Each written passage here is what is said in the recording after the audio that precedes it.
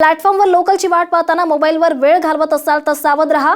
बोरिवलीत अशीच एक घटना घडलेली आहे। मोबाईल चोराचा पाठलाग करताना एक जण लोकल खाली येऊन गंभीर जखमी झालाय। ही घटना सीसीटीव्हीत कैद झालेली आहे। सुरतला जाणारी ट्रेन पकडण्यासाठी काका पुतण्या प्लॅटफॉर्मवर वाट पाहत बसले होते। मोबाईलवर गेम खेळण्यात मग्न असलेल्या पुतण्याच्या हातून चोरानं मोबाईल खेचून ट्रॅकवर उडी घेतली आणि या चोराला पकडण्याच्या नादात काकानं ट्रॅकवर उडी घेतली आणि ते लोकल खाली अडकले। चोरानं काकाला लोकल खाली ढकलण्याचा प्रयत्नही केला आणि यात ते गंभीर जखमी झालेले आहेत आणि त्यांच्यावर सध्या उपचार सुरू आहेत।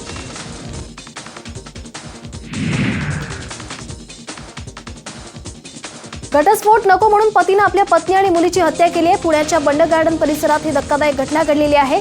ताडीवाला रोड झोपडपट्टी इथे आरोपी अयाज शेख यांना आपली पत्नी तबस्सुम शेख आणि 2.5 वर्षांची मुलगी अलिना शेख या दोघींचा चाकूने भोसकून खून केलाय। आरोपीला पोलिसांनी ताब्यात घेतलं असून या दाम्पत्याची घटस्फोटाची केस सुरू होती। मात्र पतीला घटस्फोट नको होता आणि शेवटी रागाच्या भरात त्यानं खून केल्याची माहिती पोलिसांनी दिली आहे।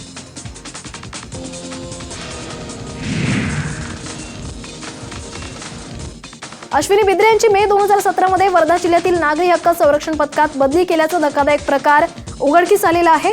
सहाय्यक पोलीस निरीक्षक अश्विनी बिद्रे एप्रिल 2016 पासून बेपत्ता असून आणि त्यांची हत्या झाल्याचं समोर आलं होतं। अशा त्यांची बदली कशी काय केली गेली असा सवाल उपस्थित केला जातोय।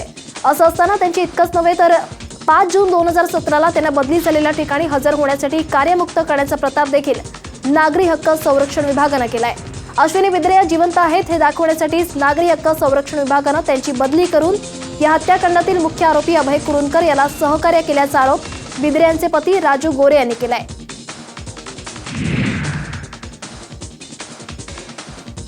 महाराष्ट्रात आता खासगी क्षेत्रातही आरक्षण देण्यात येण्याची शक्यता आहे। राज्यातील मागास प्रवर्ग आणि आर्थिकदृष्ट्या मागास समाजातील तरुणांना रोजगार उपलब्ध होण्यासाठी राज्य सरकार महत्त्वपूर्ण पाऊल उचलण्याच्या तयारीत आहे। खासगी क्षेत्रात आरक्षण देण्याचा विचार मुख्यमंत्री देवेंद्र फडणवीस करत असल्याची खात्रीलायक माहिती साम टीव्हीच्या हाती लागली आहे। लोकसभा निवडणुकीपूर्वी सरकार खासगी क्षेत्रात आरक्षण आणण्याची तयारी करत असल्याचं कळतंय।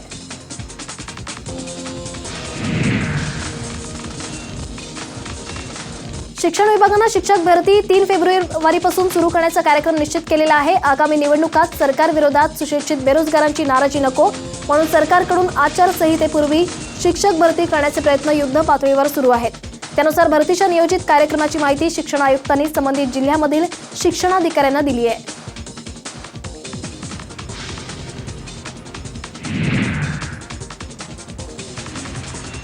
साताऱ्यातील शेतकऱ्यांच्या अर्धनग्न आंदोलनानंतर सरकार वटणीवर आलंय। सरकारने आंदोलनकर्त्यांच्या सगळ्या मागण्या मान्य केल्या आहेत। उद्योगमंत्री सुभाष देसाईंनी आंदोलक शेतकऱ्यांशी चर्चा केली आणि शेतकऱ्यांच्या संमतीने जमिनीचे संपादन करण्यात येईल असं आश्वासन उद्योगमंत्र्यांनी शेतकऱ्यांना दिलंय। मात्र मुंबईत धडकल्यावरच सरकार शेतकऱ्यांचा ऐकणार का असा सवाल या निमित्तानं उपस्थित होतोय। पुण्यात टकारी समाजानं मागासवर्ग आयोगाच्या कार्यालय परिसरात आंदोलन केलेलं आहे आणि या धडक आंदोलनात लक्षवेधी उपोषणही करण्यात आलंय। अनुसूचित जमातीमध्ये टकारी समाजाला सामावून घ्यावं या मागणीसाठी ससून हॉस्पिटल जवळच्या बाबासाहेब आंबेडकर उद्यानातून रॅली काढण्यात आली आहे। भारतीय संविधान या विषयावर बोलण्यासाठी पुण्यातल्या फर्ग्युसन महाविद्यालयानं माजी न्यायमूर्ती BG कोळसे पाटील यांना दिलेलं निमंत्रण अचानक रद्द केल्यानं महाविद्यालय परिसरात गोंधळातच त्यांचं व्याख्यान पार पडलंय। यावेळी महाविद्यालय प्रशासनाविरोधात घोषणा देण्यात आल्या।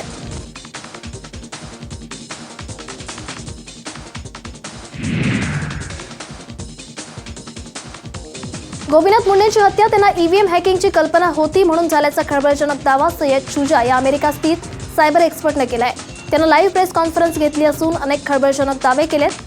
2014च्या लोकसभा निवडणुका याआधीच फिक्स केल्या होत्या असा आरोपही त्यानं केलाय।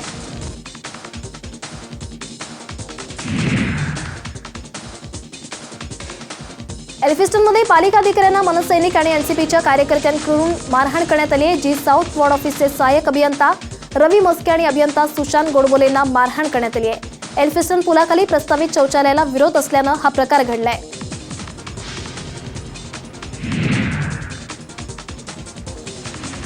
उदगीरमधील श्री गुरु हावगी स्वामी यात्रेनिमित्त आयोजित महोत्सवात नर्तिकेसोबत भाजपचे नगरसेवक गणेश गायकवाड थिरकल्याचं पाहायला मिळालं। सांस्कृतिक कार्यक्रमामध्ये उपस्थित तरुणांनी लैला या गाण्यावर ठेका धरताच गणेश गायकवाड यांनीही ताल धरला। एका लोकप्रतिनिधीच्या अशा वर्तणुकीवर नागरिकांनी तीव्र नाराजी व्यक्त केली आहे।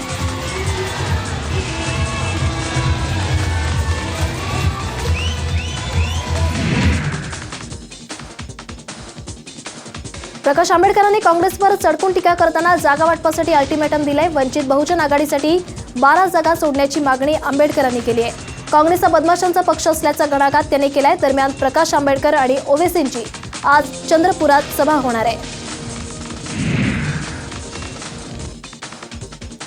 अर्थमंत्रीच अर्थसंकल्प मांडणार असल्याचं केंद्र सरकारनं स्पष्टीकरण दिलंय। वैद्यकीय उपचारांसाठी अमेरिकेत गेलेले केंद्रीय अर्थमंत्री शुक्रवारी मायदेशी परतणार आहेत। पूर्वनियोजित कार्यक्रमानुसार आगामी अर्थसंकल्प ते सादर करतील।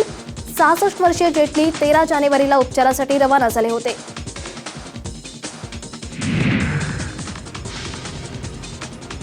अभिनेत्री करीना कपूर मध्य प्रदेशातील राजकारणात आपलं नशीब आजमावण्याचा प्रयत्न करणार असल्याची चर्चा आहे। करीनाला भोपाळमधून लोकसभा निवडणुकीची उमेदवारी देण्याची मागणी भोपाळ काँग्रेसनं केली आहे। दरम्यान निवडणूक लढवण्याचं वृत्तही करीनानं फेटाळलंय।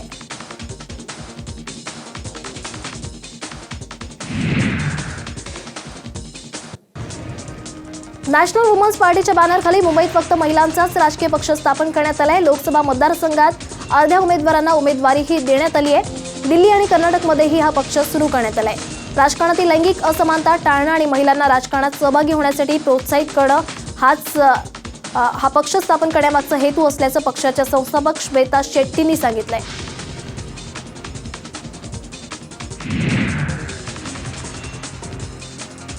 उल्हासनगरमध्ये अवघ्या 1.5 तासाच्या बाळाला काळ्या पिशवीत घालून नाल्यात फेकण्यात आलं होतं, पण सामाजिक कार्यकर्ते रगडे दाम्पत्याने या लेकराचा जीव वाचवलाय। शिवाजी रगडे आणि जयश्री रगडे या दाम्पत्यानं या बाळाला खासगी रुग्णालयात दाखल करत त्याच्या उपचाराचा सगळा खर्च उचलला। तब्बल 18 दिवसांनी बाळानं डोळे उघडल्यावर सगळ्यांचेच डोळे पाणावले।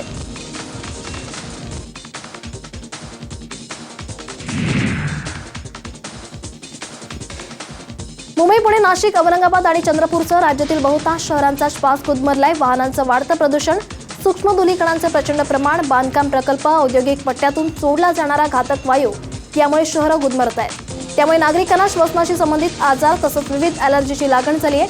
सफर महाराष्ट्र प्रदूषण नियंत्रण मंडळ, केंद्रीय प्रदूषण नियंत्रण मंडळ आणि टेरी या संस्थांकडून देशभरातील प्रदूषणाची पातळी मोजली गेली आहे।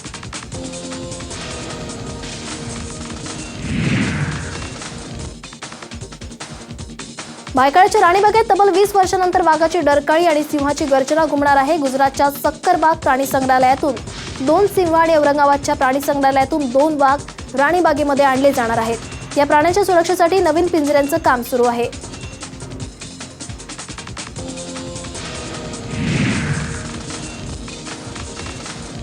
नाशिकच्या शिंदे पळसे गावातल्या भाऊसाहेब गायधनी यांच्या उसाच्या शेतात तब्बल 5 बिबट्यांचे बछडे आढळल्यानं परिसरात एकच खळबळ उडाली आहे। गायधनी यांच्या शेतात ऊस तोडणीचं काम सुरू असताना कामगारांना हे बछडे उसात दडून बसल्याचं लक्षात आलं। याबाबतची माहिती वनविभागाला देण्यात आली आणि त्यानंतर वनविभाग कर्मचाऱ्यांनी घटनास्थळी धाव घेत या बछड्यांना ताब्यात घेतलंय।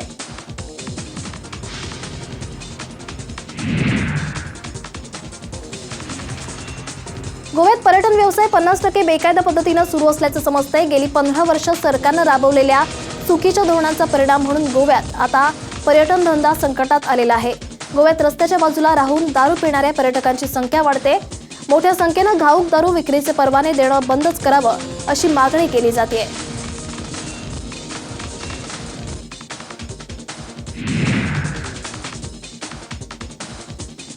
हत्येची धमकी दिल्याप्रकरणी अभिनेता आदित्य पांचोली विरोधात तक्रार दाखल करण्यात आली आहे। वर्सोवा पोलीस ठाण्यात ही तक्रार नोंदवण्यात आलेली आहे आणि त्याने एका कार मेकॅनिकला ठार करण्याची धमकी दिली। मेकॅनिकनं कार दुरुस्तीचे पैसे मागितल्यानं त्याला धमकावल्याचा आरोप केल्याचं समजतंय। कार दुरुस्तीचं बिल 2,82,158 रुपये झालं होतं आणि या बिलाचे पैसे मागितल्यानंतर आदित्य पांचोलीनं मेकॅनिकला ठार करण्याची धमकी दिली आहे।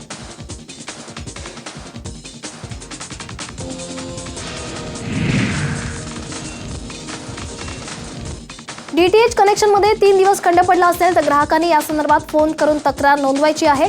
तक्रार नोंदवल्यानंतरच्या पुढील 3 दिवसात सेवा सुरू न झाल्यास जितके दिवस केबल सेवा खंडित झाली असेल तेवढ्या दिवसांचे पैसे द्यावे लागणार नाहीयेत। भारतीय दूरसंचार नियामक प्राधिकरणानं हे नवे नियम लागू केले आहेत।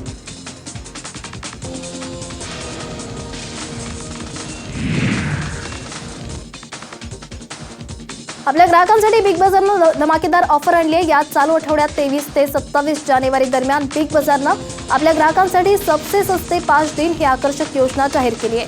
यात 3,000 रुपयांपेक्षा अधिक खरेदी करणाऱ्यांना डिस्काउंटवर 20% कॅशबॅक दिला जाईल। मात्र यासाठी रुपे डेबिट कार्ड वापरणं आवश्यक असणार आहे.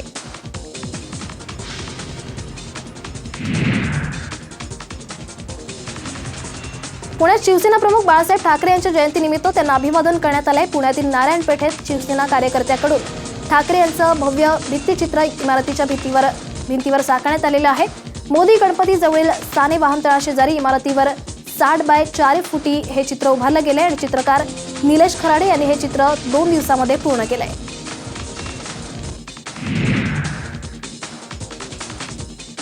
उत्तर महाराष्ट्रातल्या भाविकांचं श्रद्धास्थान असलेल्या चंदनपुरीत खंडोबा महाराजांच्या यात्रेला उत्साहात सुरुवात झाली आहे. खंडेरायाची पत्नी बानाईचं माहेर असलेल्या चंदनपुरीत सकाळी मानकऱ्यांच्या घरातल्या चांदीच्या मुखवट्यांची येळकोट येळकोट जय मल्हारचा गजर आणि भंडारा उधळत पालखी मिरवणूक काढण्यात आली आणि त्यानंतर या यात्रेला सुरुवात झाली आहे. संपूर्ण गावातून वाद्यांच्या गजरात शेकडो भाविकांच्या उपस्थितीत मानाच्या काठ्या आणि पालखी मंदिरात नेण्यात आली. मिरवणूक मंदिरात आल्यानंतर देवावर मुखवटे चढवण्यात आले आणि त्यानंतर राज्याचे ग्रामविकास राज्यमंत्री दादा भुसे यांच्या हस्ते अभिषेकही करण्यात आलाय.